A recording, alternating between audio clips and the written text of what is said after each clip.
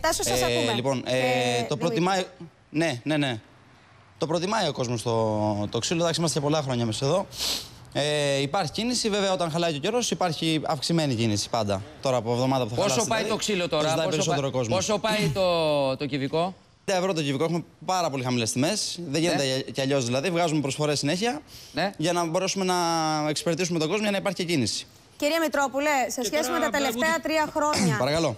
Σε σχέση με τα τελευταία 3 χρόνια, εμείς παρατηρούμε στην εκπομπή μας πολλούς πολίτες που λένε: παιδιά, εμείς δεν βγαίνουμε να αγοράσουμε πετρέλαιο. Έχουμε χαρακτηριστικές περιπτώσεις οικογενειών και όχι μόνο, και ανθρώπων που ζουν και μόνοι τους, που λένε: εγώ φέτος, από το Σεπτέμβριο μέχρι και σήμερα, δεν έχω βάλει καθόλου πετρέλαιο. Τι σας λένε εσάς, ποιο είναι το κλίμα? Το κλίμα είναι πάρα πολύ δύσκολο. Ο κόσμος δεν έχει καθόλου λεφτά, από ό,τι το βλέπω, γιατί μιλάω με εκατοντάδες κόσμου την ημέρα. Δεν έχει λεφτά να κινηθεί. Σε παραγγελίες δηλαδή των 200 ευρώ, ας πούμε, άμα πάρουν πολλά κυβικά, κοιτάνε ακόμα και το 5 ευρώ. Έχει αυξηθεί πάρα πολύ το πετρέλαιο, αλλά ο κόσμος και πάλι δεν έχει χρήματα να κινηθεί καθόλου. Έχεις και Δευτέρη? Δευτέρη το είχαμε ξαναπεί από μια εκπομπή, κυρία Αυτιά, που είχαμε βγει πριν από 3 χρόνια. Ήσασταν στο Άλτερ ακόμα. 4 πόσα ήταν. Ακόμα, το Δευτέρη δεν φεύγει, υπάρχει πάντα. Υπήρχε και θα υπάρχει. Μάλιστα.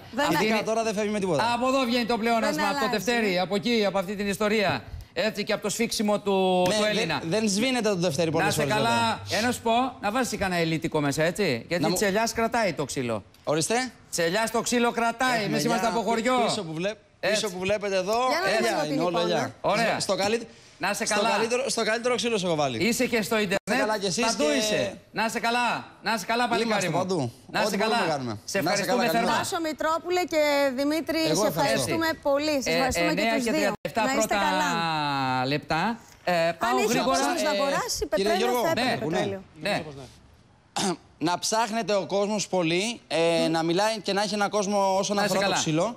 Να μιλάει με έναν άνθρωπο. Μην αλλάζει συνέχεια. Να βρει έναν να κάνει τη δουλειά του. Έτσι.